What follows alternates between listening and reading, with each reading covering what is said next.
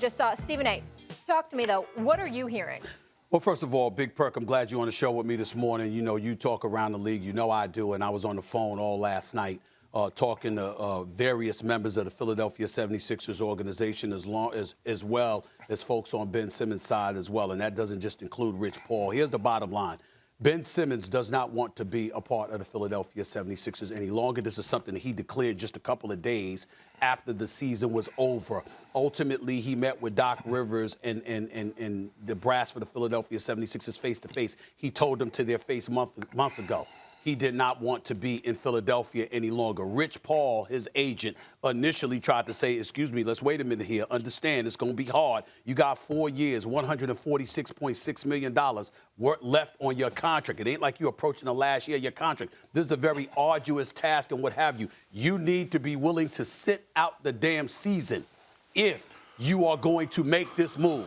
Ben Simmons said, I don't give a damn, do it anyway. So in other words, he has given the impression that he is willing to cost himself a year's salary in excess of $33 million in order to get the hell up out of Philadelphia. Obviously, if you're the Philadelphia 76ers, you're going to take the position, I'm not trying to get 20 cents on the dollar. This man has made it clear he doesn't want to be a part of Philadelphia any longer. Somehow, some way, it's become public information. And as a result of that reality, those teams that would be interested in him are not going to offer the bank because they know he wants out. So their mentality is, why should we give up the house in order to get you? Philadelphia recognizes that and is now holding their feet firmly to the ground. Their mentality, according to my sources, is simply this. When we look at the Philadelphia 76ers, a lot of people out there around the league, KP, have been talking about former Commissioner David Stern and what he would do. Because the fact that Ben Simmons has made it clear he doesn't want to be a part of Philadelphia any longer, and he has no intentions of showing up to training camp,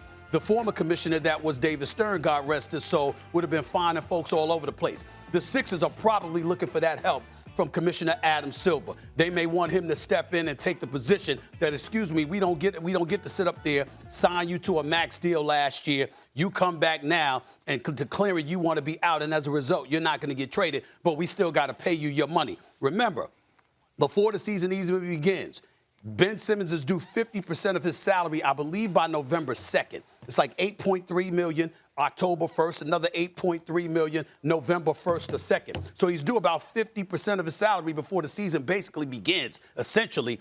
And their mentality is, we don't want to have to pay him. So now we got to take into account, KP, the trade scenarios that are available. You got teams like Sacramento, Minnesota, even Cleveland and others. Everybody's been calling about Ben Simmons. It's all a matter of what they have to offer. The Golden State Warriors have been hesitant from Jump Street because they don't believe Draymond Green and Ben Simmons is an ideal fit. So they've been reluctant to make that move because you'd have to pick one or the other. And you know Steph Curry and Klay Thompson are going to want Draymond Green to be there instead of Ben Simmons. The Portland Trail Blazers, from what I'm told, obviously, they're talking about C.J. McCollum. They're talking about Robert Covington. They're talking about a couple of first-round picks. They don't want to put it out there because you don't want to alienate C.J. McCollum in the event that you keep him. But nevertheless, it's something that they've been willing to offer. The Sixers have not been willing to bite.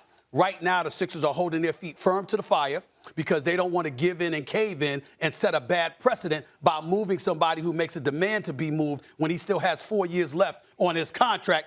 That is the situation going on with the Philadelphia 76ers right now. And the bottom line is, everything is just chaotic because Ben Simmons apparently is willing to sit out the season before he shows up to the Philadelphia 76ers. We both know KP, he could always change his mind. That could be just smoke, blowing smoke.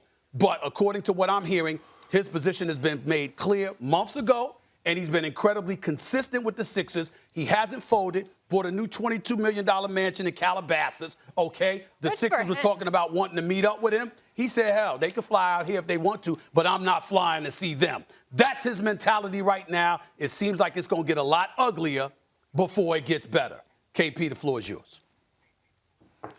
I mean, everything that you said was spot on, Stephen A. And you know what?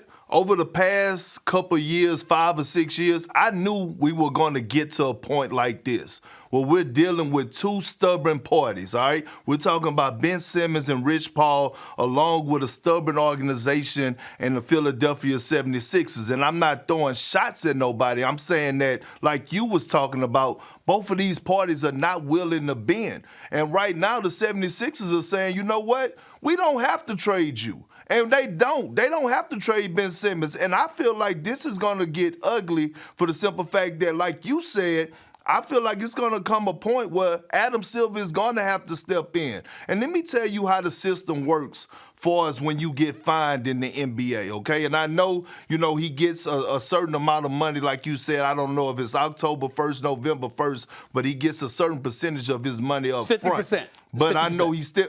Okay, but I know he still have that other 50 on the back end. And yes. what I know about getting fined in the NBA is that they don't send you an invoice and they don't put a pink slip on your chair. No, they take their money out before it hits your account. And one of the things that I always preach to guys that are in the NBA, to guys that was coming up beneath me, never give back your money. You work too hard to get to this point. Never give your letters back. From a guy that led the NBA in technical fouls, I regret it to this day, the hundreds of thousands that I lost because I was just being stupid and foolish and giving back my money. Now, with that being said, I talked about this yesterday on The Jump, Stephen A., is that think about the CBA in the next couple of years. Think about what the owner's going to do when that comes up. They're going to be waiting at the front door for guys, for the Players Association, for the simple fact that they're going to say, you know what? We tired of this. We didn't went through it with Anthony Davis. We didn't went through it with James Harden. Now we're going through it with Ben Simmons. And so with that being said, look, both parties right now, they're standing firm. Philly is not budging, neither is Ben Simmons. Thanks for watching ESPN on YouTube. For live streaming, sports, and premium content, subscribe to ESPN+.